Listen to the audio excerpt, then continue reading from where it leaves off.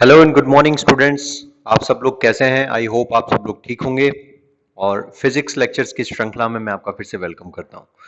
तो आज हम लोग पढ़ने वाले हैं अपना next topic and the name of the topic is electric potential due to non conducting sphere. ठीक है, नॉन कंडक्टिंग स्फीयर की वजह से हम लोग इलेक्ट्रिक फील्ड की वैल्यू को कैलकुलेट करेंगे। तो जैसा कि हम लोग लास्ट क्लास के अंदर पहले ही कर चुके हैं कि electric field due to conducting shell जो है वो इस तरीके से हम लोग कैलकुलेट कर रहे थे कि हम लोग उसको 3 पॉइंट पे कैलकुलेट कर रहे थे। एक तो बाहर वाले पॉइंट के लिए यानी आउटसाइड ऑफ द स्फीयर, फिर एक उसकी सरफेस के लिए यानी कि on the surface of the sphere, और एक सरफेस से अंदर की तरफ यानी स्फीयर के इनसाइड जो है हम लोग वो भी साथ में जो है कैलकुलेट किया। तो उसके अकॉर्डिंगली हमें ग्राफ कुछ ऐसा ऑब्टेन हुआ और ये सारी कहानी हम लोग पहले ही लिख चुके हैं। So what we are going to do is, अब आज जो है हम लोग पढ़ेंगे कि किस तरीके से एक नॉन कंडक्टिंग स्फीयर के लिए हम लोग इलेक्ट्रिक पोटेंशियल की वैल्यू को कैलकुलेट कर सकते हैं। तो भाई देखो, नॉन कंडक्टिंग स्फीयर के लिए इलेक्ट्रिक पोटेंशियल निकालना कोई बड़ा इश्यू नहीं है। We can calculate it very easily. So the name of the topic is electric potential due to non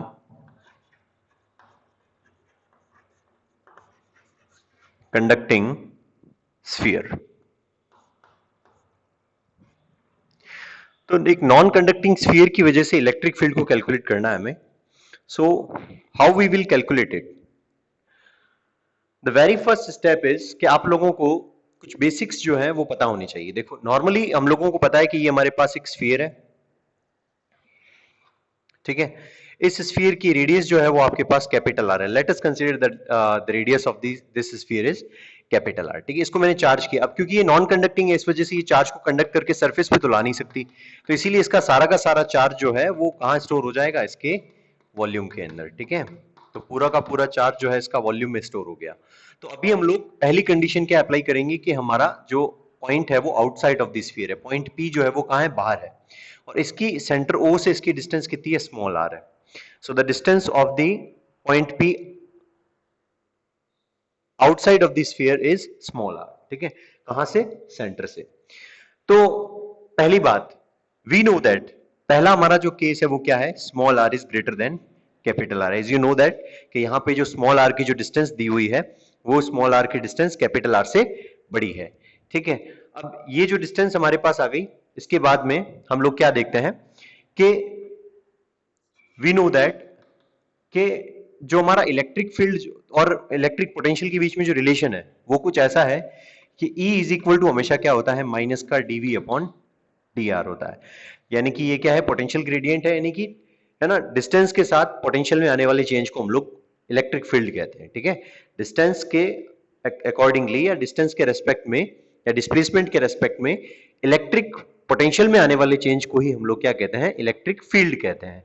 तो in other words, change in potential with respect to distance या with respect to displacement is itself called electric field। तो यहां पे dv is equal to हमारे पास क्या हो जाएगा? Minus का EDR, ठीक है। तो हमें इसी आधार के ऊपर जो है आगे बढ़ना है। तो सबसे पहले हम लोग देखते हैं कि dv is equal to क्या है? माइनस का EDR। ध्यान रखिएगा, अगर आपको इलेक्ट्रिक फील्ड नहीं पता तो you can not calculate electric potential, ठीक है। तो इसीलिए इलेक्ट्रिक फील्ड बहुत एसेंशियल है पोटेंशियल की कैलकुलेशन के लिए। तो मैंने क्या कहा? छोटे से डिस्टेंस में छोटा सा पोटेंशियल। तो पूरी डिस्टेंस को ट्रेवल करूंगा, यानी कि मैं पूरी डिस्टेंस इंफिनिटी से ट्रेवल करके स्मॉल आर डिस्टेंस पे आऊंगा तो पूरा पोटेंशियल में चेंज आएगा, यानी पोटेंशियल मुझे कंप्लीट मिलेगा। इस प्रोसेस को हम लोग क्या कहते हैं? इंटीग्रेशन। तो in order to get v I have to integrate from infinity to small r distance what? dv। अब dv की वैल्यू क्या है? माइनस का EDR हमने यहां रखा। तो इंटीग्रेशन इंफिनिटी से लेकर के स्मॉल आर तक किसका? माइनस के EDR का, ठीक है। तो माइनस के EDR की हमें इंटीग्रेशन करनी है कहां से कहां तक? इंफिनिटी से लेकर के स्मॉल आर डिस्टेंस तक। सो E की value outside of the point, आपको मैंने फर्स्ट चैप्टर में करवाया था कि इलेक्ट्रिक फील्ड की value outside of the non conducting sphere क्या होती है? ये होगा आपका KQ अपॉन R स्क्वायर। अगर इस पूरे स्फीयर को मैंने अगर Q चार्ज दे रखा है तो it will be KQ upon small r square. तो अल्टीमेटली यहां पे ये वैल्यू आ जाएगी, तो v इज इक्वल टू हमारे पास क्या आएगा, इंटीग्रेशन इन्फिनिटी से लेकर के स्मॉल आर तक minus of k into q upon small r square dot d r. Simple है। अब इसके बाद देखेंगे कि v इज इक्वल टू क्या हो जाता है, यहाँ पे k इंटू क्यू कॉन्स्टेंट है, बाहर आ जाएंगे और माइनस को भी हम लोग बाहर ही ले लेते हैं, तो I put it minus out of the integration, so k into Q बाहर आ गया, तो इंटीग्रेशन सिर्फ और सिर्फ किसका, इंफिनिटी से लेकर के स्मॉल आर तक, ये हो गया आपका 1 upon r square dot d r. तो 1 upon r square dot d r आपके पास क्या है, ये इसका इंटीग्रेशन हमें करना है, तो v इज इक्वल टू ये क्या हो गया, माइनस का k इंटू क्यू। अब जब हम इंटीग्रेशन करेंगे 1 अपॉन आर स्क्वायर का, तो इसका इंटीग्रेशन करने के लिए एक फॉर्मूला आपको अप्लाई करना पड़ेगा। इंटीग्रेशन का एक फॉर्मूला है x to the power n dot dx का इंटीग्रेशन कितना होता है, ये होता है x to the power n plus 1 upon n plus 1। तो अगर मैं इसको r to the power minus 2 लिख दूं, तो r to the power minus 2 plus 1 divided by minus 2 plus 1, तो ये कितना हो जाएगा, माइनस का 1 अपॉन r। अपर लिमिट क्या है, स्मॉल r, लोअर लिमिट क्या है, इंफिनिटी। तो ultimately upper limit minus lower limit, तो ये हमने किया v is equal to minus का k into q, upper limit apply किया हमने, तो ये बन गया आपके पास माइनस का 1 अपॉन आर, माइनस अपॉन ये फिर वापस से minus 1 upon infinity, bracket close. ठीक है, तो 1 अपॉन इंफिनिटी हमारे पास क्या हो जाता है, 1 अपॉन इंफिनिटी हो जाएगा आपका 0, और अगर 1 अपॉन इंफिनिटी 0 हो गया तो ये पिछले वाली टर्म पूरी की पूरी कैंसिल आउट हो गई, हट गई, यहां से 0 हो गई। तो अब यहां पे माइनस और माइनस क्या हो गया, प्लस, तो v इज इक्वल टू आपको क्या मिलता है, बाहर वाले पॉइंट के लिए के क्यू अपॉन आर। तो ultimately we get it, q upon k की वैल्यू होती है 1 upon 4 pi epsilon naught into r. तो ये है electric potential outside of the sphere at distance small r from the centre of the sphere. किसके लिए, एक नॉन कंडक्टिंग स्फीयर के लिए। किसकी वैल्यू निकाली हमने, इलेक्ट्रिक पोटेंशियल की। तो ये इलेक्ट्रिक पोटेंशियल की वैल्यू हम लोगों ने आसानी से कैलकुलेट कर ली। अब देखो नेक्स्ट स्टेप क्या होगा तुम्हारा, अब होगा कि हम लोग चलते चलते चलते चलते कहां पहुंच जाएंगे, स्फीयर की सरफेस पे पहुंच जाएंगे। अगर हम लोग स्फीयर की सरफेस पे पहुंच गए तो उस केस के अंदर ये क्या हो जाएगा, small r is equal to capital R, small r is equal to capital R। उस केस के अंदर ये स्मॉल r किसके इक्वल हो गया, कैपिटल R के इक्वल हो गया। तो चलो इसको कैलकुलेट करते हैं। बस अपने को ये रिजल्ट ध्यान रखना है कि बाहर देखो, बाहर के लिए यहाँ पे ये जो है v जो है सिर्फ स्मॉल r के ऊपर डिपेंड कर रहा है, वो भी कैसा, इनवर्सली प्रोपोर्शनेट है। तो ये ग्राफ कुछ ऐसा जाएगा बाहर वाले पॉइंट के लिए, क्योंकि जैसे जैसे डिस्टेंस बढ़ेगी वैसे वैसे पोटेंशियल डाउन होगा, तो v और r के बीच का जो ग्राफ है वो कुछ ऐसा जाएगा। Is that all right for you? तो अभी हम इसको हटाते हैं, आगे बढ़ते हैं। So what we have learned that कि electric potential outside of the sphere is basically k q upon r. ठीक है, क्योंकि जो इलेक्ट्रिक फील्ड है वो एक ही पॉइंट से आता हुआ दिखाई देता है। तो यहाँ पे स्मॉल आर, सिंस हमें पता है कि v outside of the sphere होता है q upon 4 pi epsilon naught into small r।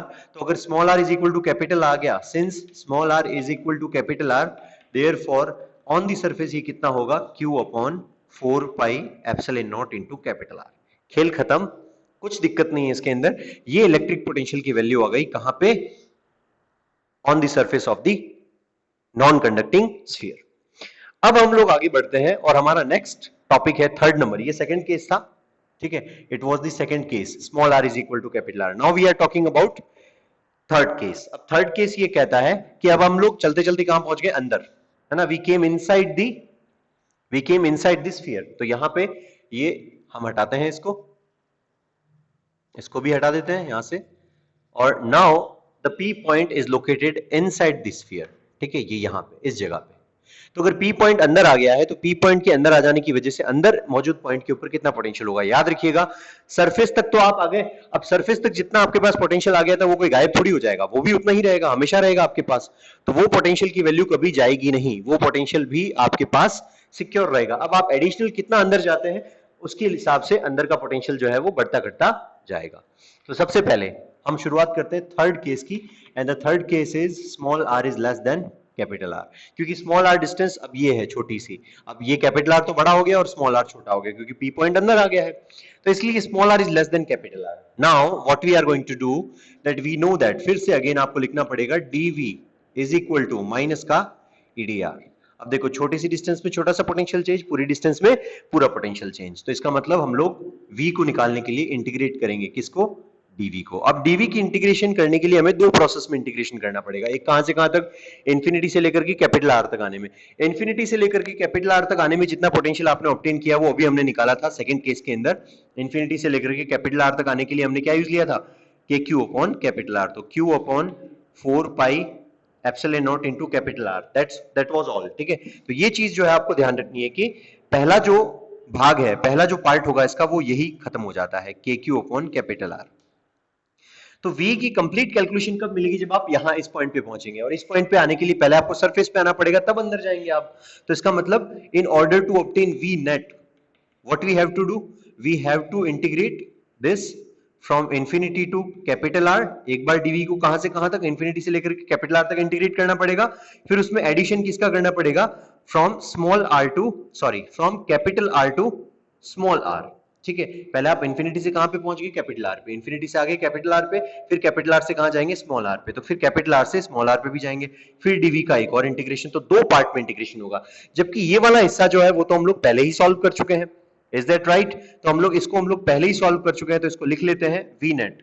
इसके अंदर ये हो जाएगा अपने पास k into q upon capital r. फिर मैंने लगा दिया ये माइनस का सिंबल। फिर यहाँ पे डीवी की जगह क्या आ जाएगा, माइनस का ईडीआर।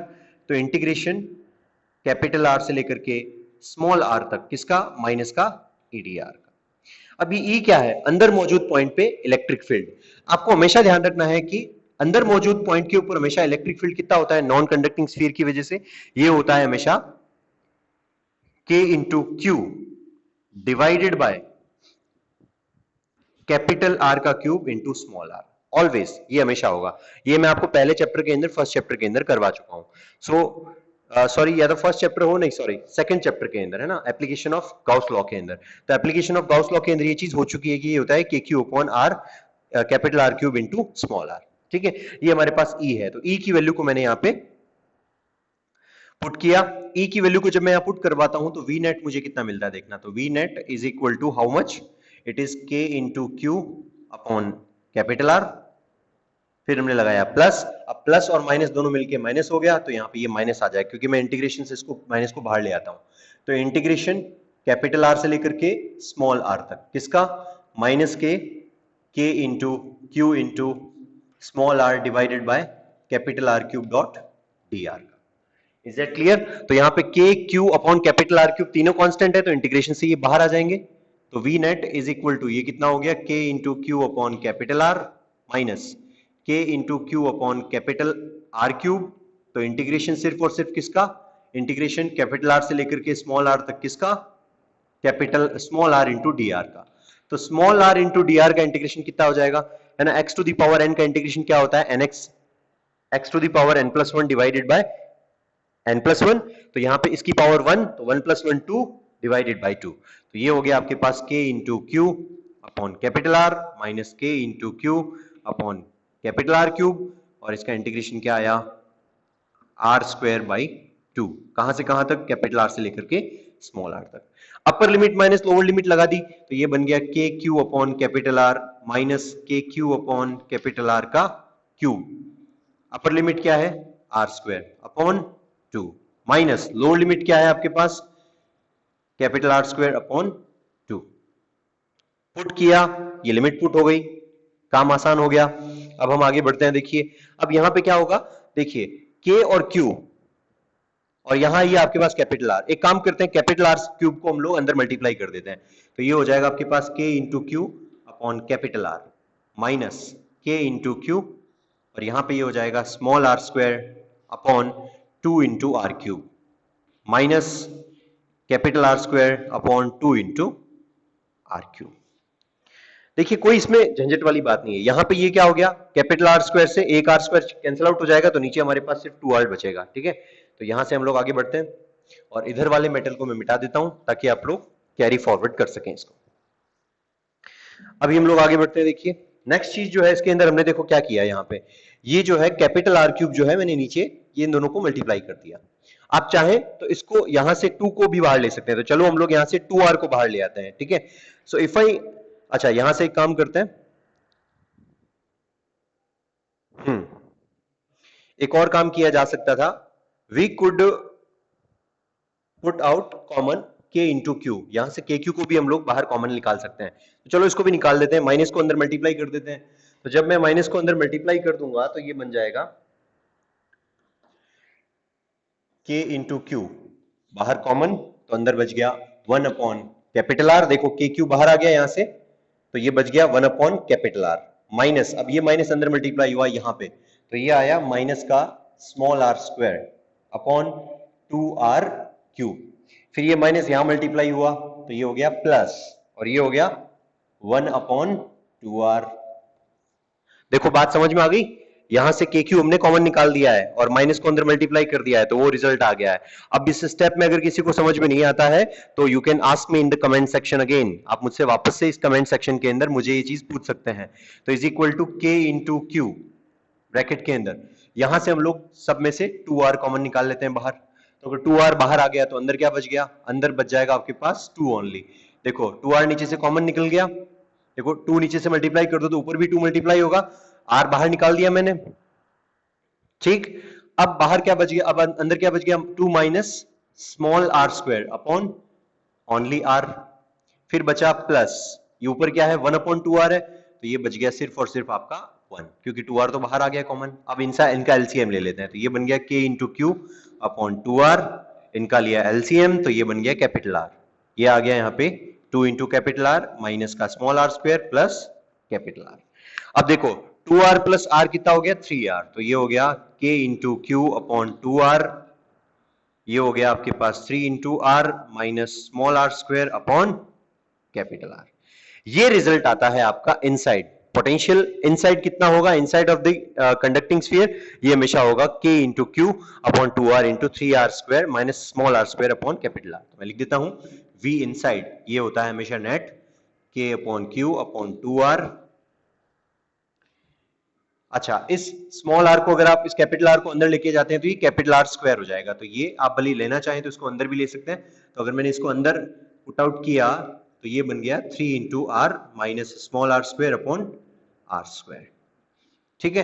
तो ये वैल्यू जो है ये आती है आपकी अंदर मौजूद पॉइंट के इलेक्ट्रोस्टैटिक पोटेंशियल के लिए। अब सवाल ये उठता है कि अगर मैं चलते चलते अगर सेंटर पे पहुंच गया तो उस केस के अंदर इलेक्ट्रिक पोटेंशियल कितना होगा, तो सेंटर पे पहुंच जाओगे तो स्मॉल r की वैल्यू क्या हो जाएगी, जीरो हो जाएगी। स्मॉल r की वैल्यू उस केस के अंदर क्या हो जाएगी, जीरो। अगर ये जीरो हो गया तो उस केस के अंदर अंदर मौजूद पॉइंट के लिए इलेक्ट्रिक पोटेंशियल की वैल्यू कितनी होगी, v inside it would be k into q into 3 into r divided by 2 into capital R square. तो देखो ये एक r से एक r कैंसिल आउट हो गया, तो v इनसाइड आपको कितना मिला, ये मिला 3/2 इंटू के क्यू अपॉन कैपिटल R। बहुत इंपॉर्टेंट रिजल्ट आया देखो तुम्हारे पास, ये रिजल्ट जो आया है 3/2 इंटू के क्यू अपॉन कैपिटल R। के क्यू अपॉन कैपिटल R कहां पे था, वो सरफेस पे था। के क्यू अपॉन कैपिटल R कहां था, सरफेस पे वैल्यू थी। तो के क्यू अपॉन कैपिटल R अगर आप सरफेस पे है तो इसका मतलब अंदर सेंटर पे हमेशा इलेक्ट्रिक पोटेंशियल की वैल्यू सरफेस की कितनी होती है, 3/2 टाइम्स। अब 3/2 टाइम्स क्या होता है, ये होता है 1.5, तो 1.5 times of electric potential at surface. ये एक बहुत जरूरी रिजल्ट आपके सामने आता है कि हमेशा किसी भी नॉन कंडक्टिंग स्फीयर के सेंटर पे पोटेंशियल की वैल्यू सरफेस के पोटेंशियल के हमेशा 1.5 गुना होती है, यानी कि 1.5 टाइम्स होती है। एग्जाम में ऐसा कई बार सवाल भी आता है कि दैट प्रूव दैट, है ना, क्योंकि ये अपना एक एकेडमिक चैनल है तो एकेडमिक के ऊपर आपको सारी बातें एकेडमिक करनी होती है।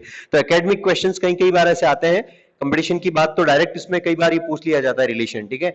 तो एकेडमी में कई बार ऐसे क्वेश्चन आते हैं कि prove that electrostatic potential due to non conducting sphere at, है ना, at the centre of the sphere is 1.5 times of the electric potential on the surface. तो कई बार ऐसा आ जाता है तो आपको ये पूरा डेरिवेशन एक बार फिर से डिराइव करना पड़ेगा, ठीक है। तो इस तरीके से ये डेरिवेशन बड़े आसानी से हो गया अपने से, ठीक है। नेक्स्ट क्लास के अंदर हम लोग पढ़ेंगे electrostatic potential due to system of charge. एक नए टॉपिक के साथ आपसे फिर से मिलूंगा, तब तक के लिए अपना ध्यान रखें और लॉकडाउन के पूरे नियमों का आप पालन करें। Thank you so much.